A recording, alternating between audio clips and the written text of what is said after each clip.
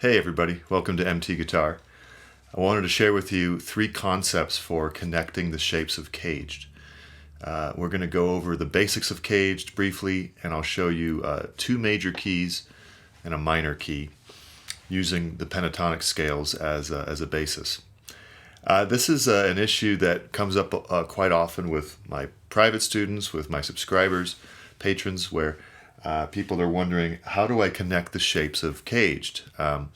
They may have a decent handle on each shape individually, which I'm going to go over here as well, and I'll throw some screenshots up so you can follow along.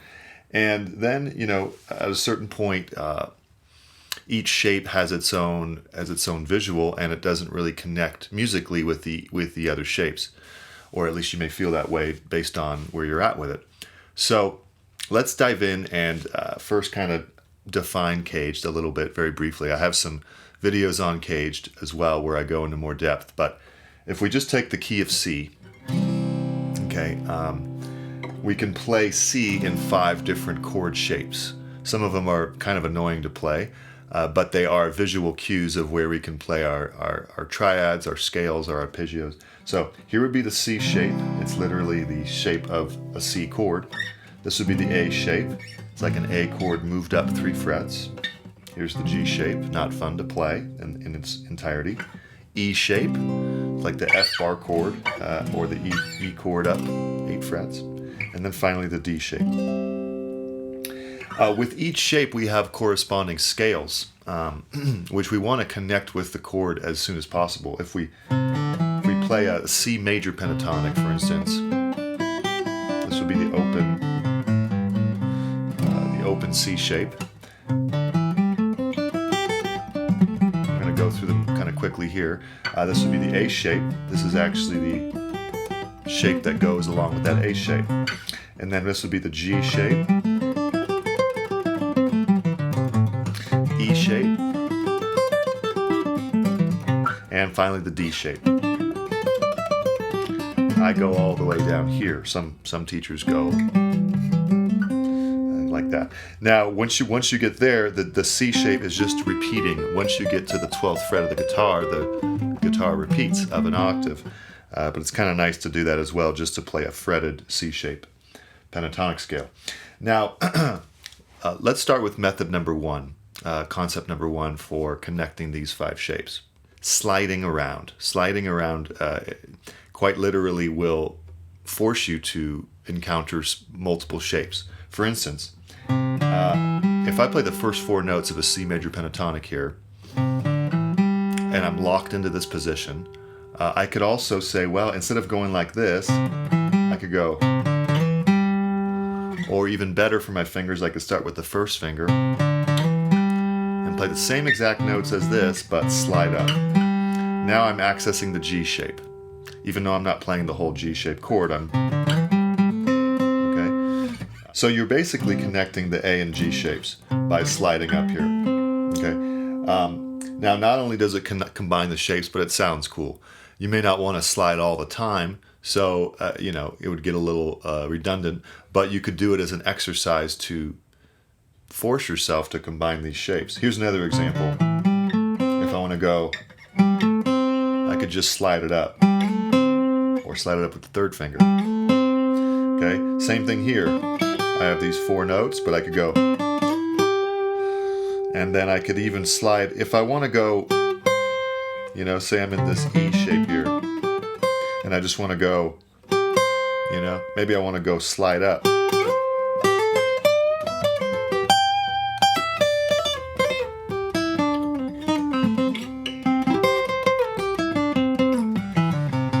Now again, this may seem a little bit oversimplistic, but sliding does 2 things. It literally combines the shapes, because in order to slide, you're actually moving away from a shape into another.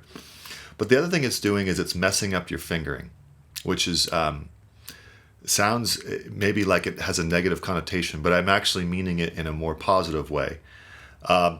When we're playing a shape of CAGED or a scale shape, a lot of times we're told, stay there, right, and have the correct finger on the correct fret. And that's kind of arbitrary. It's it's nice to learn notes by having a predictable place. But really, when we're soloing, we're not really caring about that as much. So here's what I mean. If I play the E shape, once I get to the first two strings, which a lot of our melodic playing happens in the first couple strings, I'm using my middle and pinky. Now, I love using the pinky, but do we really see a lot of our guitar heroes playing this? No, we usually see them do this. We usually see them using the first and third finger. So here's an example where, you know, we're told to be in, say, 7th position for this C major pentatonic, and when we get here, that means it would be the middle and pinky.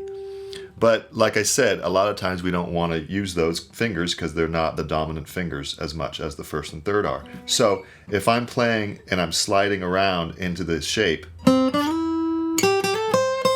might have an easier time. Or say I'm up here.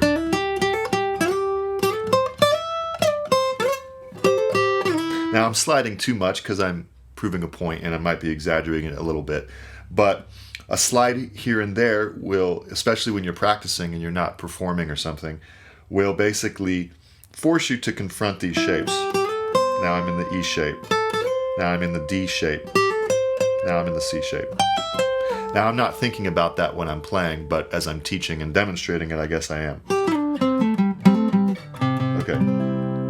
So that's method number one. Now method number two would be to start on a random note, for a lack of a better word. I'm sure there's a better word than random, but what I mean by that is a lot of times when we look at a scale or a shape, we think of it from the bass, usually from the bass, or sometimes from the very top note. So you might be thinking, okay, got this note, got this scale. And then you might go up and say, now I'll start from here, and I'll start from the top. Then I'll go, right, I'll go there. And that's going to be putting you in a box a little bit and thinking of, it's not really that musical because now the starting note is always either really low or really high.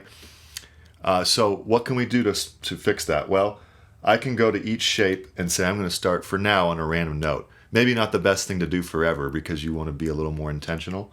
But if I have an A shape here, I'm going to start on the 4th string.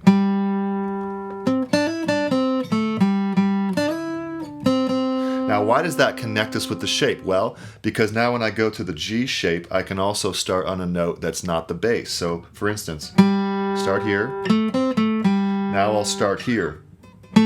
Sorry. Gosh. Now I'll start here. See how it almost connects it. Now I'll start here. It's almost like I'm creating a melody between the shapes. Now I'll start here. Now I'll start here. Well, I kind of cheated because I went out of the E shape. But instead of going like this, and I just don't even know what's going on, it's almost like I'm playing the same bass note no matter what. And the music doesn't have a chance to move linearly, right? We want the melody to evolve with the guitar. All right, so that would be method number 2. Method number 3 kind of encapsulates everything I'm talking about a little more succinctly. And that would be to understand that the guitar is interesting and unique in that we can play the same phrase in multiple places. What I mean by that is if we play, say, a piano, if we play middle C, there's only one middle C on the entire piano. So really, there's only one note that plays that note. On the guitar, it's quite the contrary. Here's middle C. Here's middle C. Same note, same octave. Here's middle C. Here's middle C. Here's middle C. Kind of frets out at the end there. So that would be 1, 2, 3, 4, 5. Okay, now that's not always the case, but it often is. F is another example where we can just play them all over the place.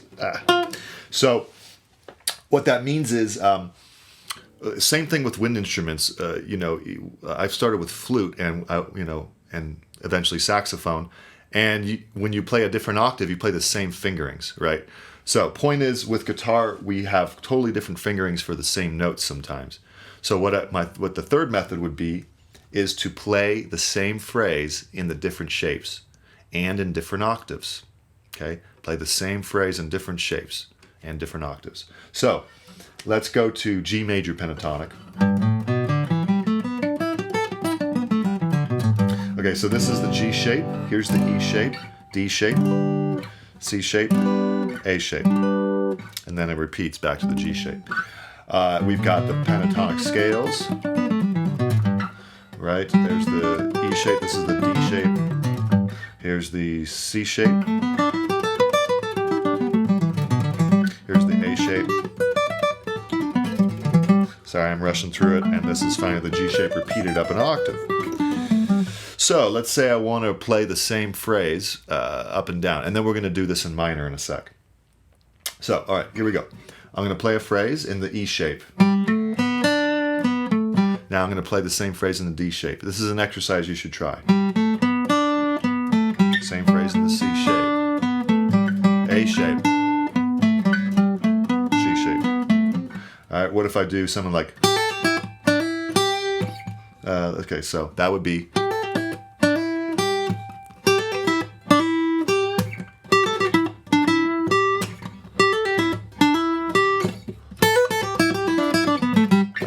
that's going to be tough.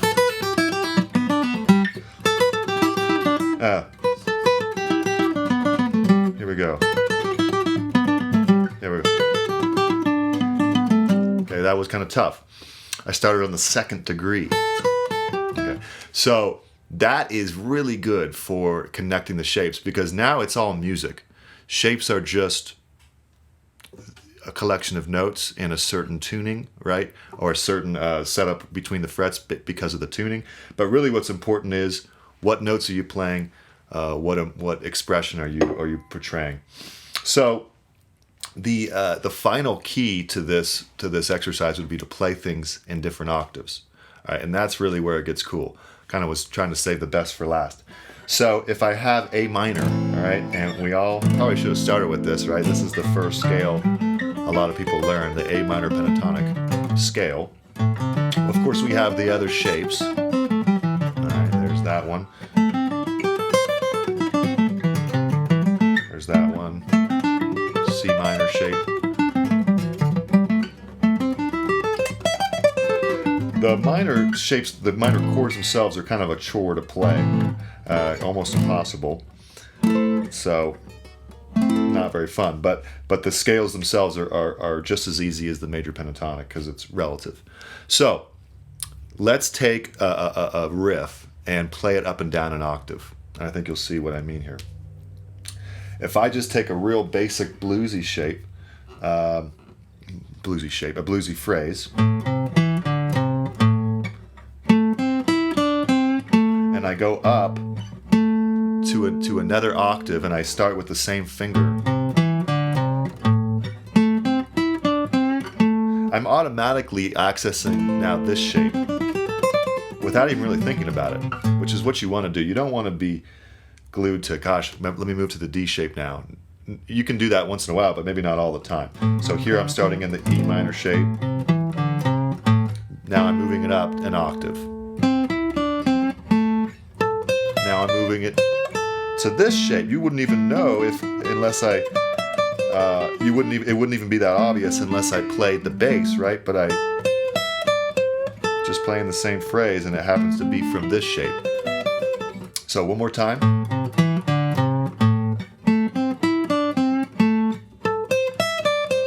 Let's do another one. Let's see here. Okay. Now that's what came out, so let's do it. Okay. Sorry. I think that's what I did. So that would be.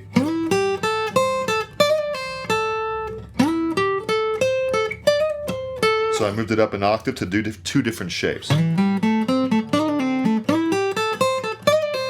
Now this shape.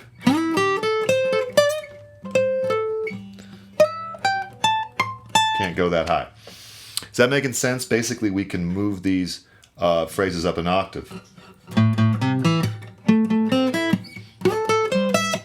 And now it's not about the shapes, it's about the music, it's about playing it up and down an octave.